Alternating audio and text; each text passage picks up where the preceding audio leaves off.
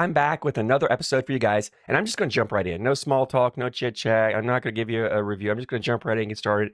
I don't think I have a lot to talk about, although every time I say that, I end up talking for a long time. But I want to keep this as short as possible, concise as possible. Not going to make any promises. I don't know where it's going to go, where it's going to end, but let's go ahead and jump in. And I want to start out first by talking about the Battle of the Bags for 2025. If you don't know, the Big Asp Cornhole podcast does a Battle of the Bags every year about this time in February. It's a March Madness style bracket where they put bags in the brackets, and you guys do the voting, and you vote on who you think should advance, and it goes all the way through the bracket until there is a single winner. I jumped on their podcast this past Monday. They actually did Facebook Live. There's a Facebook Live. So you're on Facebook, follow the Big Asp Cornhole podcast on Facebook. I'll put a link to the description for you guys to go check on that. I'll put a link down to their podcast as well, because if you like my content, if you're watching my content, you're probably going to love their content as well. So go check them out. Give them a subscribe on their podcast. Give them a follow on Facebook. But anyway, on this past Monday, February 3rd, I would join them, and we did a bracket reveal. We did a reveal of all the bags, and there's actually 128 bags in the bracket, and each company has one bag. There's 128 different bag companies in this bracket. It's actually two brackets of 64 that'll play out and get down to a final champion. All the voting takes place on the Big Asp Cornhole podcast Facebook page, so make sure you jump on there. If you don't have Facebook, you can set one up. It's a free account to set one up. Or if you have somebody who your spouse or a friend, a sibling, a family member, somebody, you can use their Facebook account. You just find a way to get on there. Support this. Like the more eyes on this, the more this grows, the better it is just for cornhole in general. Because this is designed to promote bag companies. It brings awareness to a lot of bag companies. I love it because you're going to see bags and bag companies and bag names that you've never heard of, which is awesome because now you can go check those companies out. And usually Sean and Dane, the Big Asp podcast, they usually put a link to tag the Facebook page for that company. So if they have a Facebook page, when you go on their post to vote, you can click on that. It'll take you to the Facebook page. I encourage you, if you don't know the company, go check their Facebook page out. If they have a website, go check their website out. Give them that. Just give them some extra eyeballs. Go give them a chance. Take a look at them. If you are that small company, make sure your Facebook page is up to date. Make sure your website's up to date because you're going to have more eyes on you starting next Monday. This whole tournament starts Monday, February 10th. You're gonna have a lot more eyes on you, checking out your company and looking at what bags you have to offer. Make sure you give them a great first impression. Take advantage of this if you are the bag company. But if you're not, if you're a player, show them some love. And this whole bracket is going to be about, it's a popularity contest. People get, I think, too into it because they worry about, that bag is that the bag that won is not better than the other bag, right? One, it's a personal opinion. Who thinks what bag is better, but it's really about popularity. You're voting for the company, the bag that you like best, but sometimes you're also voting against the company because you don't like them or you don't want them to beat your favorite company, so you want to knock the big dogs out early. And as I mentioned, each company has one bag, so don't get stuck on the fact that you don't like that model or that's not your favorite model from that company. Understand that if you like that company, if you're a fan of swag bags and they had, I think the Chaos is the bag we put in there, but maybe you're a Wicked L thrower and you love that Wicked L and you don't like the Chaos. Don't get stuck on the fact that the Chaos is a bag there. When you're voting, making that vote, you're voting for that company. You're voting for swag bags. So understand, like NOLA, we have the Mud Bug in there. The Rex is my favorite bag that NOLA makes. I absolutely love the Rex. Mud Bug's a great bag. I love the Rex. But the Mud Bug is probably the more people have heard. The Mud Bug's been around longer. I think more people hear the Mud Bug, they automatically know what that is. They know it's tied to NOLA bags. The Rex is a newer bag for them. So if you see that and you love the Rex or you love the Rougarou or the Gator or whatever, maybe you don't like the Mud Bug, you can still vote for NOLA. So I hope that makes sense. Don't get stuck on the bag name. It's more about the bag companies and getting them some recognition. And again, it's a popularity contest. You're going to be able to follow the brackets on Squirrelholio. So you can go into Squirrelholio app, you can pull up the brackets and follow them, which is great because, so Monday, February 10th, I think it's at noon Eastern time, they'll put up the first round. It's not even the first round. It's the first few matchup. Like 5 to 8 matchups a day. I can't remember how many they do. And this year's a little bit bigger. They may do more. But 5 to 8 matchups a day. So it's going to take several weeks to run through all this. But you're going to vote for those. And in the past, the brackets are tough to follow because after the end of every round, which may take several days, the Big Asp Cornhole podcast would post the new brackets with the winners of the rounds, what's going on. In Squirrelholio, they're going to be updated pretty regularly, so you'll be able to follow along with who's winning what, and you can follow and see where your favorite bag is and who they may be playing next, their potential future matchups, and it may help you decide maybe who to vote for, because maybe you want to knock off a couple of their tough competition in the future rounds. So you want to vote against them, right? And that's perfectly legal. You can vote against a company just as much as you can vote for a company. Also, if you're a bad company, especially a smaller company, and there's no real rules. The only rules is you can't pay for bots to vote for votes, right? You can't do that. But you can bribe the people out there and say, hey, if you vote for us and we advance, we'll give away a free set of bags. You can definitely do that, and you'll be able to see, because the voting will be done by reactions. So you'll be able to see, if you click on the post, you'll be able to see who voted for you, who didn't. You can tell you can sort by the reactions. You'll be able to do that. So offer that. Don't hesitate to offer up free bags or free apparel or something in exchange for their vote to move on to the next round. It's a great way to get your bags in the hands of players who may not know about you or may not throw you. But it's also a great way to kind of bring in some interest and get people voting and interested in that matchup, and they start pulling for you because they want to have a chance to win. So they're not only voting for you, they're trying to get their buddies to come in and vote for you because they want to make sure that you win, so they get a chance at those free bags or that free apparel, whatever it is. So don't hesitate to offer that up. I encourage all of you guys to get involved. I'm sure a lot of you already know about this. You've probably seen this. They've been doing this for quite a few years. I'm also going to, for those of you who don't know about it, I'm going to have Sean and Dane on my podcast this Monday, February 10th at 9 p.m. Eastern time. I'm going live, so jump in, interact. There'll be a chat there. Put some questions in, make some comments, whatever. We'll be interacting with the chat, but I'm going to bring them on. I'm going to dive a little deeper into what this is, and maybe, hopefully I can get them to make some predictions. Last year I did a recap. I didn't recap. I did kind of my predictions. I broke down the brackets. This year's a little different last year, but I broke down the brackets and gave my predictions. I want to have them on. We're not going to predict the whole bracket. Maybe I can get them to share their final four, something like that. We'll talk about that. I'll also let them explain a little bit more about it, what it is, how it started. But if you go to their Facebook page, I'll put a link description for that. If you go to their Facebook page, they did a live Monday, February 3rd. I jumped in with them. I was on there. We break down a lot of stuff there. It's all there. So if you don't know what's going on, go back and check out that Monday, February 3rd live that I joined their podcast, or you can download their podcast, the latest episode of the podcast. It's on there. And then jump on Monday, February 10th. Come on my channel here.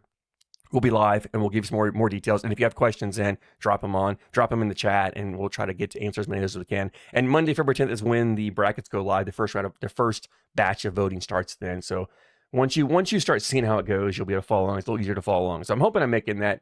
Hoping I explain that as well. I'll also show you real quick too how to find it on Scornholio. Let me pull up Scornholio and I'll show you how to find the bracket, because you do have to make sure that you're searching for the correct area, because Scornholio has a map there, right? So you want to make sure that you're searching in the right area, otherwise you won't be able to find it. So, all right, I've got my Scornholio up here. I'm going to show you, when you go to Scornholio, and you can do this, on your computer, on your phone. You're probably on your phone, the Scornholio app. You do this, where you'll go to find a tournament, where you normally go find tournaments, or you click find a tournament where you normally would.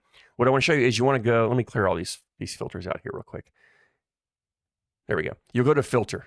So you'll come up here. You'll go to filter. What you want to do is where it says GPS location right here, you want to click on manual. And with manual, you can do a couple things, right? You can type in Ohio, or you can go up here to distance and hit all, right? And then you'll search, and there it is, search best of. And you search best of, there's best of bags, east bracket, best of bags, west bracket. You'll be able to pull them up then. You'll be able to do all of that in the Scornholio app, which is exciting, because it's going to make it much easier to follow along. Like in the past, it's been tougher to follow along without that, a little harder. So this is awesome. I'm excited to see Scornholio coming on board. I think it's just going to make this year's experience even better. I've always enjoyed this in the past. I love this contest. I'm so thankful that Sean and Dane asked me to be a part of it again this year. I got to be a part of it for the first time last year. Had a blast. This year that they've made a lot of changes, and I think they're awesome. It's just going to be better. The next thing I want to jump into is I do a lot of ranting, and I do a lot of ranting on the ACL. Some of you hate when I rant on the ACL, and some of you think I just always look for things to complain about. I honestly don't. I really don't. I want to see the ACL grow. I want to see the ACL grow. I want to see the sport of cornhole as a whole grow, which means these leagues all have to do well. But sometimes things just present themselves that it's hard to ignore, hard to look away. And so got a couple rants. They kind of, in a way, I'm going to tie them all together at the end. I've got some comments I want to make, some things I want to say. I'd love to hear your guys' thoughts on it, whether you agree with me or not, or if you've experienced some of these issues or some of these headaches, or maybe you haven't. Maybe you've gone through some of these processes and things go great. I love hearing your guys' opinions. Again, I'm sharing my opinion, my experiences here, but I want to jump in. The first thing I want to talk about is the ACL wallet. For those of you who play in the ACL, or maybe for those of you who don't, if you don't play in the ACL, you might not know, the ACL has what they call an ACL wallet, which means if you want to register for an event, you've got to deposit money into the wallet, and then you use that wallet to buy your registrations, to pay for your events. And then if you win, you get winnings, it goes into the wallet, and then you have to withdraw it out. It's kind of a extra step in the middle that, I mean, it shouldn't be there. It's always been a pain. I hate it. It shouldn't be there. Well, ACL has changed their payment processing company. Now they're going with a company called Payment Labs. I don't know a lot about Payment Labs. I did some research on them. They've got some mixed reviews out there. There's quite a few groups and organizations that have used them. I don't think there's anything to be concerned about, but there's been some problems that I've seen people sharing with me, people posting on social media that they're having a hard time, one, getting money into their wallet, and two, getting money out of the wallet. So personally, I said, you know what? I got to try this out. I got to see what's going on, because I haven't played an ACL vet in a while, so I haven't used my wallet. My wallet had no money in it. Actually, I take that back. My wallet had some money in it. It had some money in it. So what I did was, first I went in there and I withdrew all the money out. I went ahead and put a request in to withdraw the money. They give you some options on there of how to withdraw. So Payment Labs, let me back up. With Payment Labs, you have to set up a separate account. So you set up an account with the ACL to access their app. You have a separate account with Payment Labs. When I set that account up, they asked a lot of questions that I didn't really feel comfortable sharing. Like, I think they asked more questions than they should have. They wanted more information than I think they really needed. Like I've done payments through online, through organizations and other groups before for other similar types of things.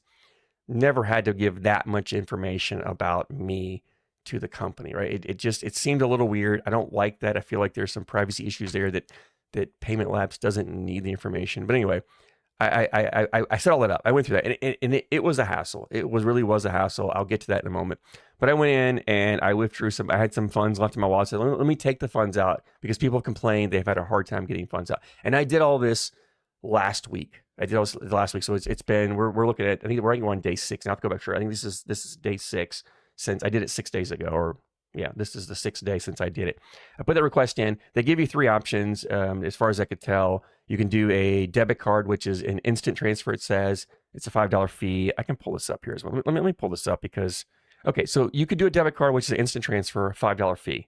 You can do a prepaid card, which is, it says within minutes. So I don't know. So instant, right there, I see that within minutes. It tells me instant must be boom. As soon as you do it, it's right there. Within minutes means it's within, a few minutes after you do it, which is interesting because it's only $3 but I don't know if Payment Labs has their own prepaid card. I don't know what the prepaid card means. There was no information. Like, there was very little information on this. It was really confusing to do to start with. Another issue I have. And then the last one's a bank transfer. I know what that is. That's 2 to 5 business days, $1.50. Right. So I thought, you know what? As much as I would rather just do the bank transfer, right, for the sake of the video, I said, let me do an instant transfer, because I know for sure then I know what I should get it right away and see how it is. So I did an instant transfer. I paid the $5, right? I did the instant transfer, and it's been day 6. I still haven't got the money in my account yet. So I don't know what they mean by instant, but for the sake of science, I probably should withdraw a little bit out of each one of those. I just didn't want to pay the extra fees, but maybe I should have done that to see which one got to me first. The funny thing is since I started doing that, every time I go back and check, it says payment status pending submission. Your payer has started drafting your payment, but it's not yet submitted it. That's all I get. That's all the information it shows me. I don't know. I could send an email. I shouldn't have to, right? Like if the system works right, I shouldn't have to send an email, but I could. For the sake of the science, I have it. I just want to see how long it's going to go before I get my money out. I want to know what an instant transfer is to, and I don't know if it's Payment Labs or ACL. I don't know who's holding this up. The problem is because you go through Payment Labs, who then goes through the ACL. The ACL, my understanding, the ACL is holding the money. It's in my ACL wallet. Well, it was. Right now, my wallet shows 0. Like, I withdrew all the funds out of it. The wallet shows 0. So there's nothing showing my ACL wallet, but yet the funds aren't in my account. So I don't know where that money is. And this is the problem that I've heard people complain about, is trying to get money out, which is frustrating, because if you win an event or win your division or you get payouts, that money goes into your ACL wallet and then you have to withdraw it out. If it's this difficult to withdraw money, I mean, that's a little frustrating, because technically, I mean, that money is money I paid in. I don't know, a few years ago when I was playing some ACL events, and I needed money in my wallet to register. So I put a little bit more in. And so it's my money that they're holding, and now I can't get it back. Very frustrating. Then the other thing I did, just the same day that I withdrew it, I actually deposited $20 into my account, because I'm like, okay, I know people have said they put money in and they can't find it. So I did that as well. I went through and deposited, and there's also a fee associated with deposit. It's like, it was to put $20 in, it was 30 cents, a 30-cent fee. So it's not a big, like, the fee to put money in is way less than take money out, which is kind of interesting. And I don't know, I know the payment processing companies have fees. I know they charge fees. That's a pretty standard procedure. the $5 for instant transfer is pricey. That seems like on the high end in my experience with payment companies. So I don't know if that's Payment Labs charging that fee or if the ACL is tacking some extra on. I hope the ACL isn't. I really want to think they're not. I want to think that's all Payment Labs. But I deposited $20 in 6 days ago. Immediately, I mean, within instantly, right? They're instant. In my instant, the money showed up as a pending transaction on my bank account. Like they automatically started taking that $20 out of my bank account, and I waited. I waited and I waited and I waited, and it was 4 days after I put the money, made that deposit transaction, the money showed up in my wallet. The money came in my bank about 2 days. Like it was a pending transaction instantly, and it actually got processed in less than 40 hours. The money was out of my bank account, but it wasn't in my wallet. So it took 4 days for that. Again, I could have sent an email, right? But I shouldn't have to. I shouldn't have to. If this process works like it, which honestly, there shouldn't be a delay in putting money in. It should be instantly, right? It should pop in right away. There should, unless there's a bank account issue, there shouldn't be a delay. And honestly, I shouldn't need to go to the ACL wallet to make a payment to register an event. That's my biggest gripe is the ACL wallet doesn't need to be there. I don't know why the ACL uses it. You can make payments, you can buy things without it. I can go through Payment Labs, make the payment, that goes directly to the ACL and it's done. I shouldn't have to have the extra step of putting the wallet and then using the wallet to check out or to register for an event. That's a big frustration for me. And I'm gonna get more into that here in a moment. But it took 4 days for that to show up, which is not acceptable in my eyes. Because if I'm trying to register for an event and I go, oh, I need to register, oh, I don't have money in my wallet, I gotta put money in 4 days, that event could sell out. The event sell out, or maybe I could change my mind. Maybe I want to get registering. You know what? I changed my mind. I don't want to play anymore. And now the ACL is losing registrations because it's such a pain to put money in the wallet. My theory on this, and this is a conspiracy theory. I've talked about before how I think sometimes the ACL may be having financial issues. There are signs out there that make me think they're having a financial issue. What this ACL wallet does is it allows them to, quote unquote, pay you your winnings without actually giving your money. And I think a lot of people leave their winnings in the wallet because it's too much of a pain to get out, too much pain to put back in. So they leave the money in the wallet and then use that to pay for future registration fees. So technically that money, even though it's there, it's not really there. And the ACL can hold on to that money longer and maybe use that money to pay other things that are more pressing. And then eventually when you request it, right? I requested my money to come out. It's been 6 days. Maybe the money's not there. So they can't pay me my money. They're now having to find a way to get that money before they pay it out. Maybe that's part of the delay. Again, completely conspiracy theory. I hope that's not it. But honestly, that would at least make me feel better of why my money's not showing up as opposed to the system is just this bad. Like, I just can't believe it's this bad. And I can't believe, I mean, it's always been bad, but it seems worse now. And I can't believe the ACL didn't go in and like do a test run before you sign with. I mean, I don't know if they're paying Payment Labs or Payment Labs paid them to be part of it. I don't know where the problem is. Again, it may be the ACL side that's the problem and not Payment Labs, but you should have tested the system to make sure it works. Because this is, if I'm a new player, and I want to register for an event, in fact, let's do that. Let's walk you through that. Let's see. I haven't done this in a while. So I'm going to pull up here the ACL website. All right, we're going to pull up the ACL website, iPlayCornhole.com. We're going to go here, right? So we want to find an event. So let's click on find an event. Oh, crap. That's not, okay. Well, I ran on this before. This is not where you want to go. This doesn't work. This is another issue I have. This map doesn't work. Never has. It's got so many issues. I've ran it on there already, so I don't try to. But if you're a new player and you show up at the website and it says find an event, that's where you think you should go. It's not. Let's go down here to the event schedule. We'll go to the event schedule, click on ACL Open Series, and the next opens in Nevada, right? Yeah, Reno, Nevada. Let's see. I wonder if they have any openings. Well, let's see. I want to register for that, right? So I come in. I want to register. Here it is, registration. Boom. That's pretty easy. Here it is. And I've got my information up here. I'll blur that out. I'm not going to, not that there's a whole lot to hide there, but anyway, click on events, right? So let's go down. I want to play singles. So we'll open event singles, and maybe I want to play doubles too. What if I want to do both? I probably have to put in my doubles partner, don't I? Where is doubles? I haven't done this in a while. Is it amateur doubles rounders? I don't even know where double is that the right doubles I want to sign up for? Maybe. So they have it's I'm not even new, but if I'm new, I would be way confused. This is really confusing.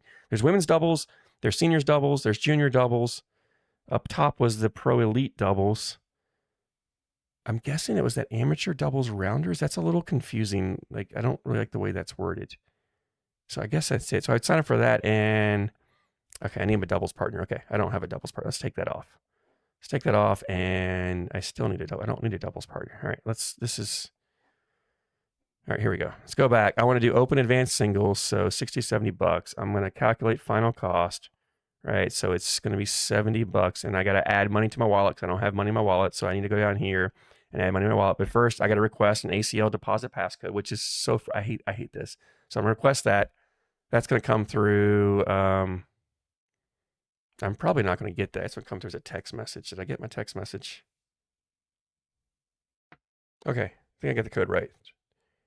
And then 70 bucks, let's payment info. Great. Now we got to go log in to Payment Labs, which if you don't have an account, you got to set up an account. Again, setting up an account with Payment Labs is not for the faint of heart. They ask a lot of questions. So I'm going to go ahead and sign and log in here with my login information, and we'll log in. And then, oh, look, a two-factor code again. I got to get one of those. So now I got to go find that. So hold on. Let me find that for you guys real quick. Okay, so I now have my two-factor code. We'll put that in. We'll sign in. And now I'm signed in. And now I have my payment, which I've already put my payment information in, but you'd have to put that in. So now I've got to confirm all this stuff, blah, blah, blah, blah, blah, blah. Now I have to agree to pay. So I've gone through all of that. And like I said, I've already set up an ACL account. I've already set up a Payment Lab. The Payment Lab's kind of takes a while. So I've gone through all it and this is just to deposit money into my ACL wallet, right? This is not, I'm not actually registering now, right? I'm putting money into my wallet. Now I'm going to do all this, and now who knows how long it takes them to show up. I mean, it took me 4 days before. I'm hoping it shows up quickly. It takes 4 days. Maybe in 4 days, I forget about this. Maybe in 4 days, it's sold out. Like this is, I don't know when this ACL Open is. It's coming up soon, isn't it? It's just over a week, right? So it's next weekend. So in 4 days, I'm already into next week. It may be too late to register by then. I may be too late to do that. So this whole process to register and to deposit money in the wallet and then wait for them to show up and then take that money and then pay to register, it's just too complicated, right? If I'm a new player, I'm probably not making it that far in the process. I'm probably just giving up, saying, you know what, this is just not worth it for me. I don't know what I'm doing. I'm going to give up. And there are plenty of people who are not tech savvy, computer savvy, that may even struggle harder to even get, may not even get that far, may not even be able to make it that far. Like if you're the ACL and you want to grow the sport, I've talked about time and time again, you got to grow it from the grassroots, which means bringing new players in. You got to make it as easy as possible for those new players to come in and play. Remove as many obstacles as you can. This is a massive obstacle, especially if I want to go play an ACL event. This is huge, and this is so easy to get rid of. Look, let me show you what it is. If I want to go to the ACO, American Cornhole Organization, let me show you what it's like to register for a major there. Up here, tournaments. Now, this is maybe not, I mean, right, you come on here, there's your most recent major. I'm trying to see if there's a quick and easy way. If I'm new, do I know how to find the tournaments? I mean, it does say at the top, like the top is a menu here, so it's not that hard. It says tournaments. Oh, here's ACO majors, register could be. I think that's, maybe they could be a little more front and center here somewhere, and maybe it is. I'm missing it completely. I don't know, but I mean, it's not complicated. I mean, I would, maybe I wouldn't. I know where to go because I've been here before. Maybe brand new, I wouldn't know exactly where to go at first. But usually when I go to a new website, I'm looking for something. I'll look around. Like I'll go through all these little, menus here and look around. So I would see that and go, oh, I want to register for a major. So let's go to a major and register. Look down the schedule here, and I think the Clarksville is already. So I don't know about Dalton sold out. Let's go down to Mishawaka. That's near me. I want to register and pay. I click on this right here, and boom. Okay, I want one world singles. If I go doubles, they do have an option for doubles with no partner. I could do if I want to do that, but I'll have to pay for that later. I won't pay for that now. But there we go. There it is. And then I put in my name. I put in the size shirt I want. I put in my information, billing information. I go down here, I accept the terms, I can do refund picture I want, I put my payment information in, and I submit order. Everything is on one single page. I don't have to add to a ACO wallet.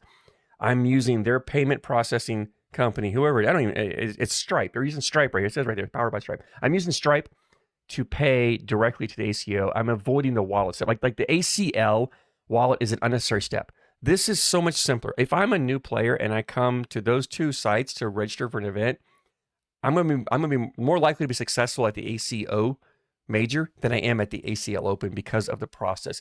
The barriers and the difficulty to get to an ACL Open to register are unnecessary. They're unnecessary. And so if I'm the ACL, like that should be a number one priority, is making it easier for players to register. I don't understand the wallet. There's no need for the wallet. You need to remove the ACL wallet. It serves no purpose. It serves no benefit to anybody as far as player. Again, maybe it benefits the ACL because they can hold on to money longer. And again, I'm hoping the ACL is smart and they've got that money into an account somewhere they're collecting some interest. So if they hold it for an extra 4 days, an extra week or whatever, they're getting a little money on that. It's on that. I don't know why they're slow getting money out. Like they've had my money in the wallet probably for a few years. That money I pulled out last week was money I didn't even know I forgot I had there. I forgot I had that money there, and I pulled it out. So they've been sitting on a collecting interest on it for a while. I mean, they haven't collected much. It wasn't a lot of money in there. That's why I forgot about it. But it's ridiculous that it's taken 6 days and I still haven't seen that money yet. And it was my money to start with. Like, it was the money that I paid in. It's mine. I want it out. And so anyway, I'm getting back. All right, I get off here. If you want to grow the sport, get rid of all these unnecessary obstacles. Make it so simple for players to find you and to find out how to go play an event. Especially when you're streaming, like you're streaming on YouTube and somebody turns into YouTube or Facebook and they go, oh, look, here's cornhole. Oh, I can compete. I think I could do that. I want to go do that. And they go to your site to try to register. Again, if I'm going to the ACO site, there's a good chance I get through that and I register. If I go to the ACL site, there's probably a 0% chance a new player is figuring that out or willing to go through all that. And then again, at the end, you submit and you deposit money in your wallet. You might even, I haven't gone that far. I don't know what happens after I pay that. I'm obviously not paying that for that. But then I think you got to wait till that money goes in the wallet, and then I think you register from that. I don't even know. I'm so confused on the ACL side, and I kind of have some knowledge of what I'm doing. So it's very frustrating what they're doing. The ACL could do a much better job of that, and I hope they fix this. Like I get it when things happen and people start complaining, and you see complaints on social media, Facebook, wherever. I understand that there are a lot more people that had a great experience that didn't say anything. Right? People who have good experiences very rarely talk about their good experiences. People who have bad experiences are more likely to talk about it. So I get that there's probably 10 times, 100 times good experiences for every one bad one.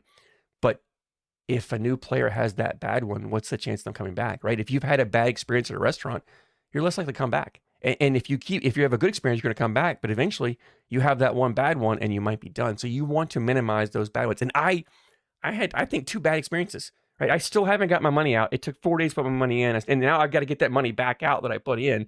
So I get it. I don't know how long it's take to get that money back out. So I've got money tied up in the ACL, and I don't know where it is. Right? I don't know where, other than I have a little thing saying that it's processing, and it's been processing for almost a week now. I don't know who has the money. It's showing 0 on my ACL wallet, and it's not showing up my bank account. I don't know where that money went, and I paid $5 for instant transfer of that, and there isn't, it's not there, right? So I am frustrated. I would have sent an email before now on that. I probably would have sent an email the same day because it says instant didn't show up. But again, for the sake of science, I'm not sending that email. We're going to see how long this takes. So maybe I'll update you. Maybe next week I got my money. Maybe not. We'll see. Next thing I want to jump into is the ACL actually sent out a letter to I think a lot of their directors and some of their branded retailers, people who sell ACL products on their site. Not necessarily, I mean, I think it may have even went out to bag makers as well. Also, a lot of their basically it went out to their business partners and their directors. And ACL is making some changes, and I think they're making some positive. I think they've heard some complaints, they've heard some issues, and they're trying to fix some of the problems. Kudos to them for doing that. But I'm not going to give them a lot of props, and I'll explain to you why. I want to pull up a couple excerpts and read to you what's going on here and share my thoughts with this. First thing I want to talk about here. So this is the letter here that was sent out. It's their mid-season licensing adjustments, whatever. I'm going to jump through a lot of this and kind of just where I think is important. The first thing I want to start with is the relaxation of recreational level ACL exclusivity, right? So in an effort to remove any barriers to licensee ability to market ACL equipment to the local/grassroots level. Grassroots, I've talked about that. I've talked about this a lot. Grassroots, this is what they're doing to help grow. Well, to help remove the barriers. They're trying to remove barriers, which is what I've said, right? This is what they're trying to do, right? Effective immediately, cornhole specialty retailers selling direct to consumers will not be required to offer only ACL boards and bags, right? And these entities will be allowed to offer non-stamped recreational boards and bags under the following conditions: no selling or promoting products of competing leagues, software, boards, or bags, and then the non-stamped boards and bags should only be sold as recreational and should not be marketed in comparison to any ACL licensed product. So basically what they're saying here is right prior to this, if you were a business partner of the ACL, whether you were a bag company, whether you were a third party company, like you see like Dirty Bags, Cornhole, they'll sell ACL stamp bags from, they'll sell BG bags or Brotherhood bags or other companies' bags will go through there and they'll sell them through their website. There's companies like that out there. In the past, if you became one of those resellers, you had to sign an agreement with the ACL. I think you still do, but you were only allowed to then sell ACL branded products. ACL, you couldn't sell ACO bags, you couldn't sell TCL bags. Well, no one but TCL could sell TCL bags. You couldn't sell unstamped bags. It could only be ACL bags. Now they backed off a little bit and said, okay, you know what? You can sell other bags, but you can't sell competing leagues. So now you can sell non-stamp bags, is all you can sell, but you can't market them. You can only market them as recreational, right? So if I'm a bag company and I make an unstamped bag and I go, okay, you know what? I want to go to this third party and I want to put my bags on a website and sell through them, but they're going to promote me as a recreational bag. They're basically going to imply that my bags aren't as good as the ACL bags when in fact they're as good or better. I don't want that. That's not fair. That's not fair to that company, and that's really not right for the ACL to tell that reseller that you can't market those products for what they really are. Those are good products, right? Those are great bags, but you can't tell anybody they're great. You need to tell them that they're recreational and they're a lower quality, a lower grade bag. That's wrong by the ACL to force another company to basically give out misinformation. You're forcing these other companies to lie about the products they're selling because they're not ACL stamped, because you want your products to look better. Like that's a crappy way to run a business. And the ACL should be ashamed for that. You should never tell another company to put out misinformation or downgrade another company's products. Instead, you should make your products good enough that they sell themselves and not have to downgrade another product to make your products look better. And that is, that pisses me off. It pisses me off the ACL is doing that. And to me, I don't think the ACL knows how wrong that is. Right? Initially, it was wrong to start with. It was wrong to start with to say that you're going to sell a product, but you can only sell a product. That's so wrong on so many levels to these companies, right? If you want cornhole to grow, then you want other companies involved, more people involved. That's more money involved. The more money comes to the sport, more companies can sponsor more players. And you want these companies that are partnering with you, if you're the ACL, you want them to thrive. You want them to do good. You don't want to hold them back. The ACL has been holding these companies back, even the bag companies. Like if I'm a company that sells an ACL stamped bag, the ACL is holding them back. It's preventing them from reaching their full potential. Now, disclaimer here: I have relationships with some of these ACL companies. I talked to some of the owners there. I haven't asked every single one of them, but the ones that I've discussed this with, everyone I've talked to has had a positive experience with ACL. They don't agree with everything the ACL does, but overall, the ACL has been positive for them. It's helped them grow their company. It's helped them create sales, because if you play in the ACL, you have to go buy an ACL stand bag, so you're forced to buy that. And I don't have a problem with that. I really don't have a problem with having a stamped or an approved equipment to use. I don't have a problem on the bag side. I've had some other issues with how they do it, but I don't have a problem with that. But when you tell that bag company that every bag you make has to have a stamp on it, and then you have to share the proceeds with ACL, even if people are buying it that don't play the ACL, you're holding that company back. And what I mean is, companies like to develop and create new products, and it's really hard in the ACL to innovate and create those new products. There's a few companies like NOLA Bags comes to mind. A lot of their bags have unique materials. They're one of the few companies that do it. There's a few other ACL companies. I mean, the Dragon Bag's new Charlie's bag has I've heard a new material on the fast side, and there's been some other companies that use some new materials. But if you go to the ACO side, where bag companies can make ACO stamp bags and non-stamp bags, there's more innovation there. There's way more companies using different materials, trying different things, using different fills, unique fills. They're doing different template sizes. They're way more creative, innovative, because they can be. On the ACL side, there's still tiers, I think. I think if you're a bag maker, you're different tiers. I think this is still true. This could be old information. In the past, there were 3 tiers. There were 3 tiers you could choose from. And as you went up a tier, it cost you more money, but you were given more bags. So each tier, you have a certain number of bags. So say tier 1, which is the lowest tier, let's say you only get 5 bags that you can make with an ACL stamp, 5 models. So that means if you have 5 models made, you can't create a new bag. You can't come with a 6th bag, because without removing one of those, you can't put one in, or you have to pay to move up a tier for the next season, and then you can get more open slots for bags. Now, they can create prototypes of these new bags to send to their pro players. They would give their bag reps. Have people try them out, but they can't sell these prototypes. They can't sell these unstamped versions. In order to sell the bag to consumers to get feedback, they have to first get approved by the ACL. They first have to pay for that approval and to have that model up in the lineup. They have to make sure they have available slots in their tier to do it. So again, if their tier is all filled up with all 5 bags, if they're there or whatever, I don't know how many slots there are. Maybe they have to pay more. If they wait till the next season and pay more to move up, or if they drop a bag out and move that in, it all costs money. And then you move this new bag in, you start selling it, and what if it's a flop? What if you've got good feedback from a handful of people who have thrown it, but all of a sudden the majority of people don't like it? You've lost a ton of money. But if that ACL would allow that company to sell non-stamp bags on the side as well, then they could create these bags, sell them at a cheaper price. People can try them. There's a ton of people that don't play in the ACL. And even ones who do play in the ACL, you can still buy non-stamp bags to go play at local events, charity events, local tournaments, whatever, that are non-sanctioned events, and try them out. And then that company can get feedback on, you know what, we tweak this, change this. It's easier for them to make those changes and adjustments and eventually get that bag where they want, and then shift that bag into their ACL lineup when they know it's right. Or find out it's just not good and scrap it and try something else. The bag companies can be more innovative. They can take more chances. They can be more creative. They can come out with new things, try new things, which is going to grow the sport. Right now, the ACL is handcuffing these bag companies and really making it hard for them to take chances, to try something new, to innovate, to be different, to be creative, to help grow the sport and change the sport. They really can't do it. And that's why in the ACL, you see a lot of the same materials, the same bags, or just people are making copy bags and making their little small changes. But that's because it costs too much and it's too big of a risk to get creative. On the ACO side, you see that creativity a lot more than you do on the ACL side. And that's because the ACL is, as I said, is holding these companies back. And not just the bag makers, but you look at the retailers or the board companies as well, right? If you're a bag, and my understanding is if you're a bag maker and you're ACL approved and you also sell boards, the boards you sell also have to be ACL approved. So again, you can't sell other boards.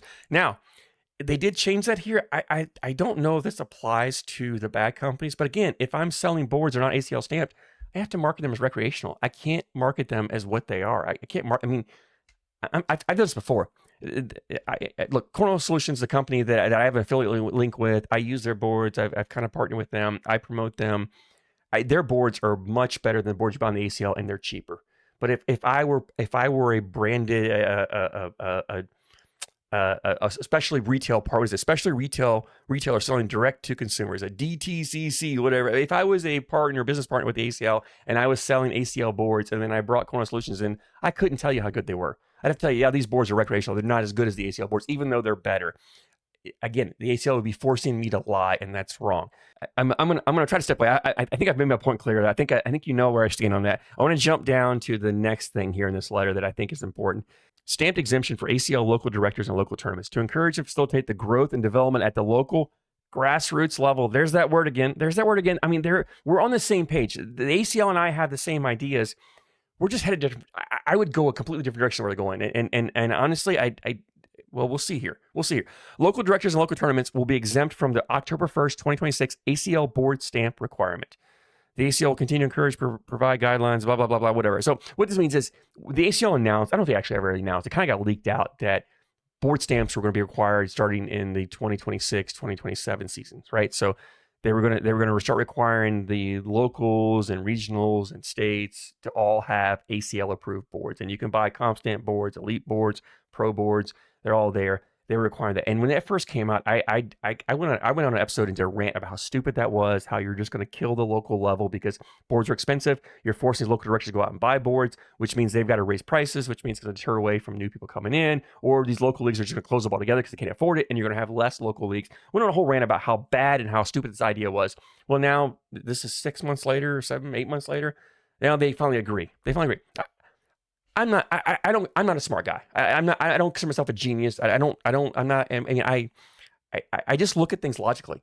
Why couldn't somebody in the ACL told them that when they first thought of this 8 months ago or a year ago? I mean, they had to have been planning this long before they even put it out. Isn't there somebody in the ACL that looks at it and says, hey guys, this is a stupid idea. Hey guys, you're idiots. Don't do this. Like the ACL needs somebody in their building on their decision-making team that is willing to stand up and say, this is stupid. What are we doing? Don't do this. And if they have them, then they're not listening to them. And if they're not listening, why are you not listening?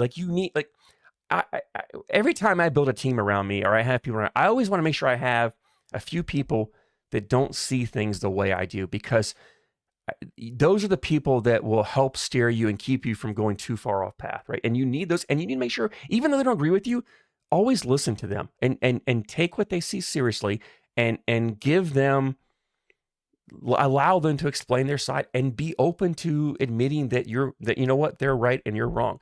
You do that. If you do that, 9 times out of 10, you're going to stay close to the right path or not veer too far, and you'll be easy to get back on. Situations like this with the board stamp, and honestly, this is a step in the right direction, but they need to get rid of all the boards. I mean, if you want board stamps that the ACL opens, that's fine. You can have board requirements. You can tell that if you're playing an ACL event, the boards need to be, the tops have to be like this. It's got to be like this thick, like whatever. You can have, thickness measurements and minimum requirements that the boards have to be to play at those levels. Nothing wrong with it. But I've said before, local leagues, a lot of their boards are paid for by local companies who sponsor them and put their names on the boards, and then the boards are either given to the company at the end of the league season, or they're kept there, and the league has those boards for free because they're paid for by its sponsor. When the ACL does this, you can't do that, right? You've got to get the ACL stamped board, so you take that away. So now they got rid of that, but there's already local directors that went out there and bought boards. And honestly, I don't know how many local directors are only local directors. I imagine a majority of local directors are also regional directors. So they still got to buy the boards for the regional events. Is there enough money in the regionals? I don't think there's enough money in all the regionals. And I think that's why. I think the reason the ACL did this is because there are a lot of local directors that just said, screw it, we're closing up shop. We're not going to keep doing this. It's too expensive, because boards are expensive. And especially the ACL boards are expensive, way more expensive. When I said I can go buy a set of boards at Cornhole Solutions cheaper and better than what I can have to buy an ACL stamp board, I would close up too. And some of these local leagues have multiple sets of boards, not just 2 or 3, but 8 or 10, 15, 20 sets of boards. That's expensive. That's a lot of money for a director to put out. And I brought this all up when it first came out and told you how dumb it was. And if they want to require it at the open level, maybe the state level, I could possibly see that. Fine. It shouldn't go any lower than state. Regionals and locals should not have board requirements.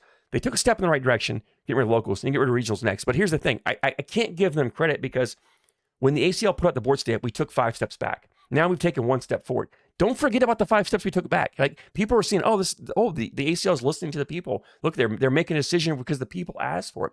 Yeah, but they made a decision that we didn't want to start with, and now they're taking a small step forward. We haven't gotten back to the beginning. We're still behind where we were. The ACL is holding. The ACL is preventing cornhole from growing. I don't think they're doing it intentionally, but they are. This is not promoting grassroots growth. You're starting to head that way, but locals isn't the only one, right?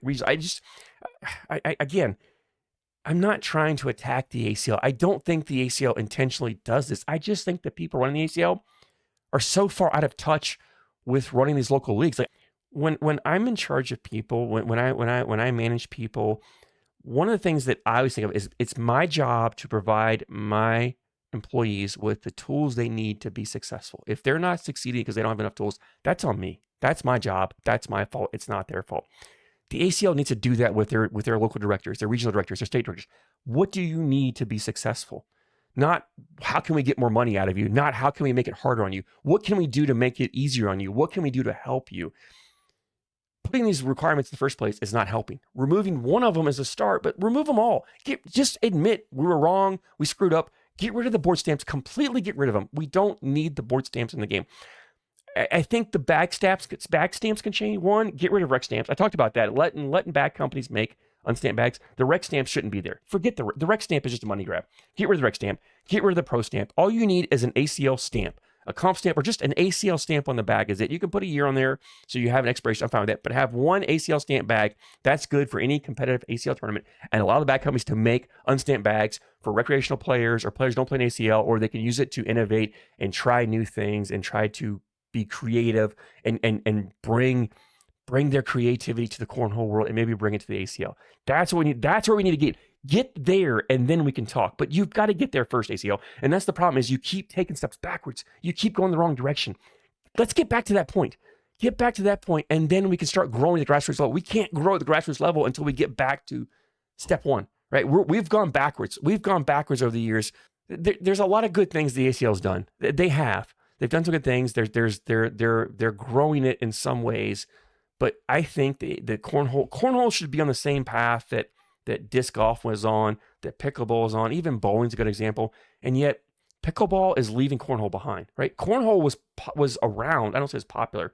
Cornhole was around before pickleball, right? Cornhole was around, and cornhole was at one time. I'd say cornhole was bigger than pickleball, and pickleball's blown right by cornhole. Why is that? Because I think, I don't know. I'm guessing. I think the leadership on the pickleball side is looking to the future and putting things in place to grow the sport and allowing it to grow. I mean, I could be wrong. Maybe they're going in spite of that. I don't know. I probably shouldn't say that, but I'm hard on the ACL. I'm harder on the ACL than I am the ACO, because the ACL is supposed to be the Premier League, right? That's where all the elite players in it. Like the ACO has elite players, but the depth of it and the majority of them end up in the ACL. Although there may be a shift at some point. I don't know. I mean, if the ACL keeps going the path it's going, I just don't know how much longer it can stay there. I don't know the whole ESPN money they're spending on this, and I saw now they've got something going on for Super Bowl week. I don't know what they're paying for that, but like that's like ESPN's home right. They don't need to be on ESPN. I hate ESPN. I hate the ESPN Plus app, and I say that because my kids. I have a junior in college as my son, and my daughter's a senior in high school. They don't watch network TV. They don't watch cable TV. They're not going to watch ESPN. They're not going to watch ESPN Plus. They're on YouTube. They're on Instagram. They're on TikTok. They're on Snapchat. That's how you get to them. Keep live streaming on YouTube, right? Keep live streaming. That's how you'll draw to them.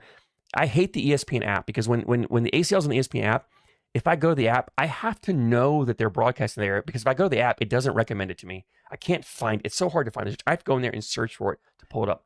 If I log into YouTube and there's cornhole being streamed by somebody, YouTube's recommended because YouTube knows what I like. It knows I like to watch cornhole.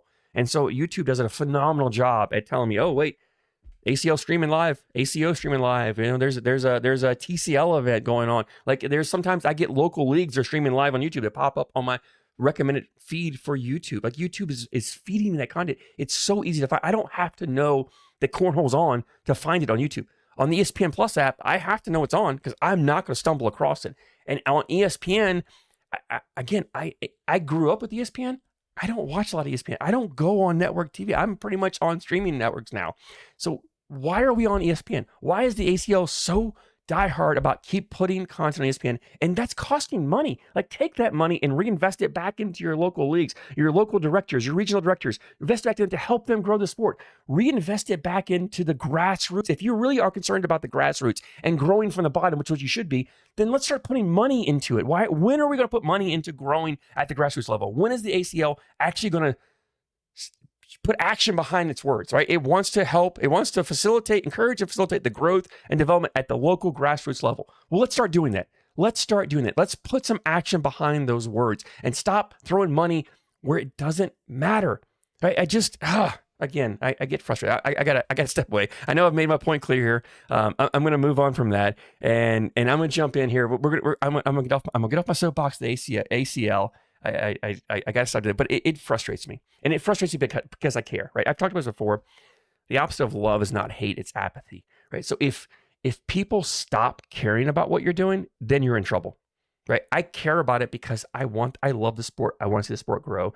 The growth of cornhole is great for me, right? And look, the ACL, I mean, they should be happy that I'm out here talking about them, right? I could completely ignore them, and I could just be doing bag reviews and doing other things and talking about cornhole and never mention the ACL. I give the ACL recognition on here. There are people out there that have reached out to me because I've heard about you talk about the ACL and I want to be involved in it, or even the ACO. Like they'll reach out and say, hey, how do I get involved? What do I do? And I do my best to help them, to point them in the right direction, or get in touch with people who can help them and get them going in the right direction. So I am all about helping these leagues grow.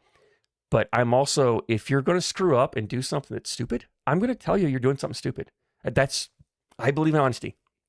I want you to be honest with me, and I'm going to be honest with you. And I get that social media is full of hate. And if you want to call me a hater for doing it, that's fine. But somebody's got to tell them when they're doing something wrong. We can't always go, oh, look how great. Oh, everything's fine and dandy when it's not. Right. And right now, cornhole is not where it could be or where it should be. And part of that is the ACL and the decisions they've made in the last couple years, right? And that can be fixed and can be fixed easily, but it's got to be fixed soon. It has to be fixed soon, or it may get to a point where cornhole just goes back to being a tailgating sport, right? We're out just setting up, boards behind our vehicles right before a football game, and we're throwing but it's really not, it's not a sport. It's just an activity, or it's a backyard activity at a family reunion, but it's not a sport. And I want to see it become a sport, and I want to see it grow to, like I said, to be where disc golf is not a major sport, I don't think, but it's 1,000 times further along than cornhole is, right? And cornhole can be there. Cornhole can surpass that because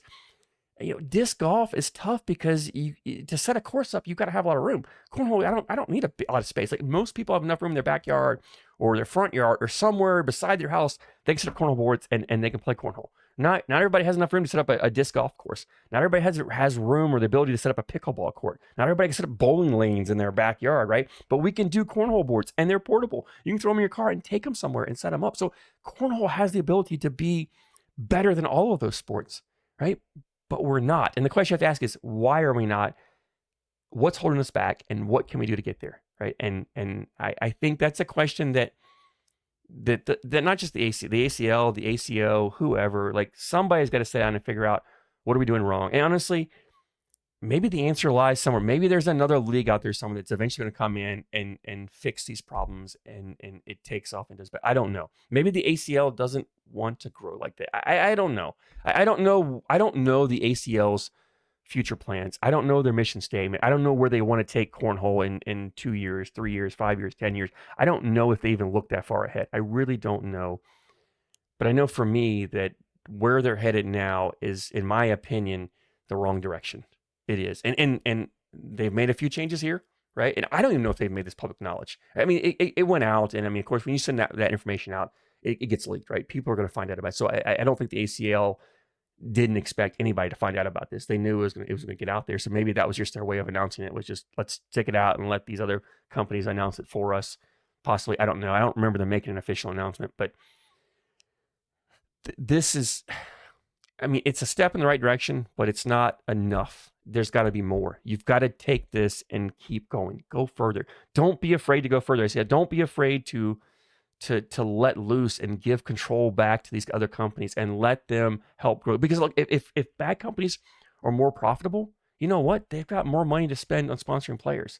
And if your players are making more money, you have more full-time cornhole pros. And if you have more full-time pros, those pros are not spending time, not worried about having to get time off from work or do other things. They can focus on cornhole, which means when you have an open, like in Albuquerque, New Mexico, you're not missing a lot of pros. Like if you've got full-time pros, they can travel to all of your events if they're making more money and they're being able to. And unfortunately, bad companies are the main sponsors of these pros. I've talked before, they shouldn't be, but they are, which means you've got to help your bad companies be successful. You've got to help these bad companies grow so they can support these pro players. And then that's going to help grow your sport, right? And so to do that, take the chains off your bad companies. Take the chains off your business partners and your retailers.